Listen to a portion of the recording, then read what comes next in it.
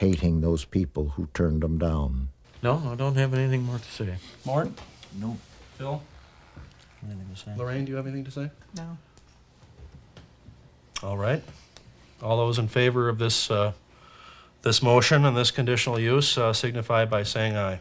Aye. I'm going to abstain because my father's in a butter. Lorraine? No. Let it be said that there are 3 ayes, 1 abstain, 1 nay. The motion carries.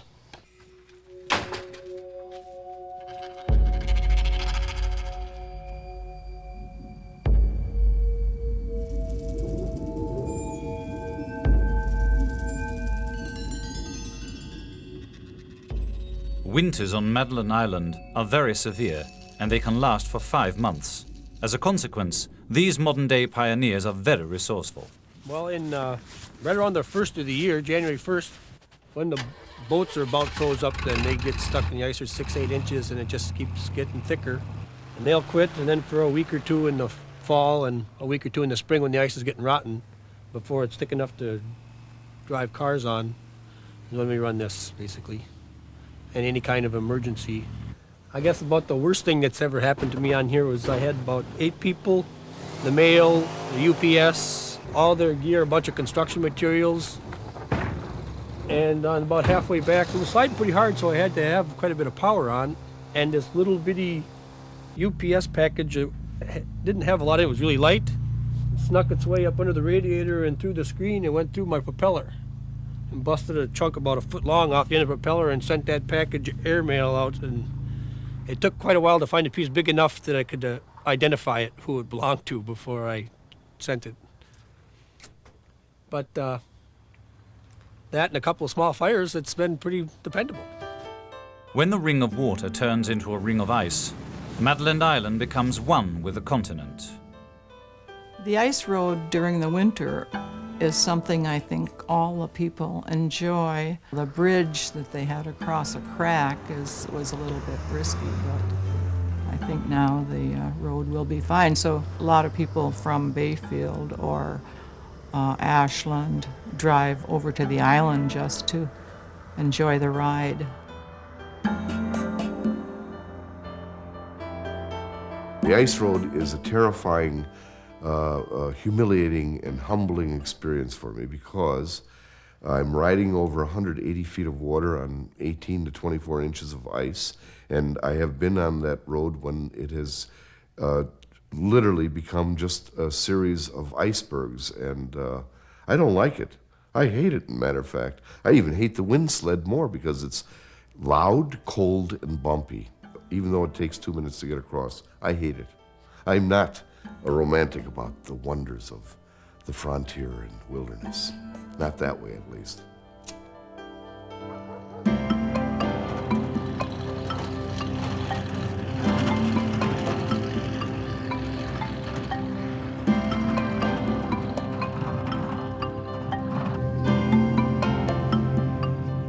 The ice road is something that's really a necessity, and when the weather's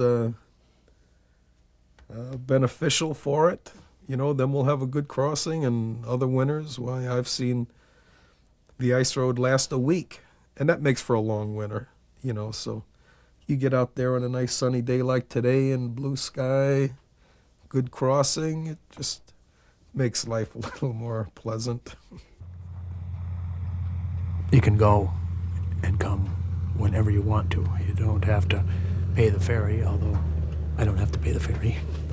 I'm grandfathered in for life. Free ferry boat rides because my father used to own the company, and now my mother owns a part of it. So I ride whenever I want to, but I love the ice road. It really gives you... It helps break up that feeling of isolation that's too long in the wintertime. It's a nice feeling, but winter's just too long. You need that break. And those are the worst times of the year, just before the ice road and just after it leaves. That's when the people get the most depressed around here. It seems like they're the most crotchety.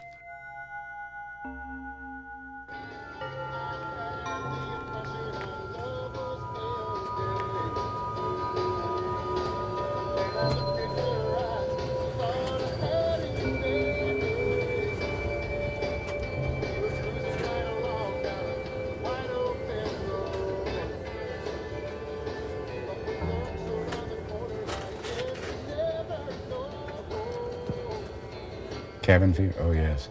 It will get to you. It will get to you. Being in a confined area for too long of a period of time, things start getting on your nerves, like your children, just being children, running and screaming in the house, dog barking and running everywhere, and, you know, they can't go out and play or nothing because it's too cold.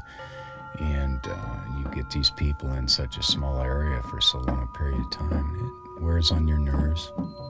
It really does. Cabin fever is cabin fever is cabin fever. No matter what you say, when you get 3 feet of snow suddenly and you can't get off the island, and the only place you can buy anything is at the store, and the guy there is a curmudgeon, me, you know, then you got cabin fever. But spending an entire winter in this place is torture because it gets so small. You can see the cabin fever affect people.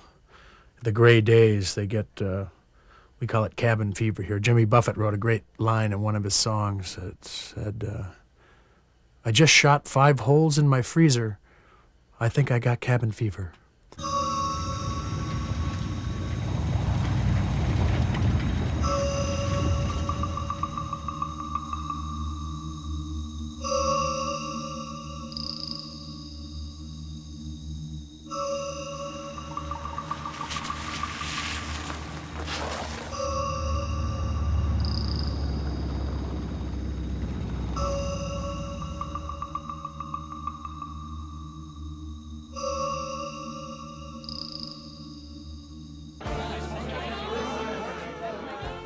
The Beach Club, the only bar open in winter, provides one way of relieving the isolation and monotony of everyday life. The inhabitants of Madeline Island also seek refuge from their lonely daily existence in the comfort of groups at night. English lessons, drawing courses, almost any excuse to be together offers contrast to a perhaps all too solitary lifestyle.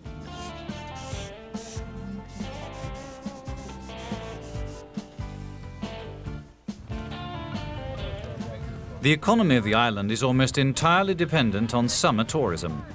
The islanders, faced with this reality, are forced to compromise their surroundings and expand the facilities, leaving ever less of the natural habitat unspoiled. Summertime, there's so many people here that I don't know all their names, and so then, my God, I'm alive. I got all kinds of ideas going on, philosophers, bankers, industrialists, you know, a whole world of images new to me. So, you know, there are different things happening. And all the islanders, in a very real way, though they bitch about the summer folk and this and that, they appreciate it because they all get this new blood come flowing into the island. Very important. The future of the island, I hope, is to stay pretty much the way it has been. When someone comes up with an idea of changing the island drastically, we try to cut that off and remind them all that that's not the way to go. A nice thing about tourism here is that it builds up to a point in the summer where it drives you crazy, and then about September they all start to go away, and gradually you're relieved and you start to appreciate that. And then it gets to a quiet point in reverse where you start to go crazy for wanting of more people. And then gradually in the spring, they start coming back. And then it builds up, and you're happy to see them, you know. And then eventually there's so many tourists here that you don't want to see any of them, you know. Obviously, you got the developers up here who are interested in exploiting the place, leaving their mark, their scar on the island, and they could care less the impact that they create up here. They're in it to make money beyond the point of earning a living. I mean, it's turning into a question of greed. And clearly, 10 years ago, this island was at a turning point, you know, and you can see that quite steadily this island is buckling under to special interest groups and money. In the past, where it was live and let live, now it's we want Madeline Island Fairyland. Where's the Ferris wheel? The more you want to keep things the same, the more you're going to have to change them. It will be a great boon for businesses, and I shall be in the forefront.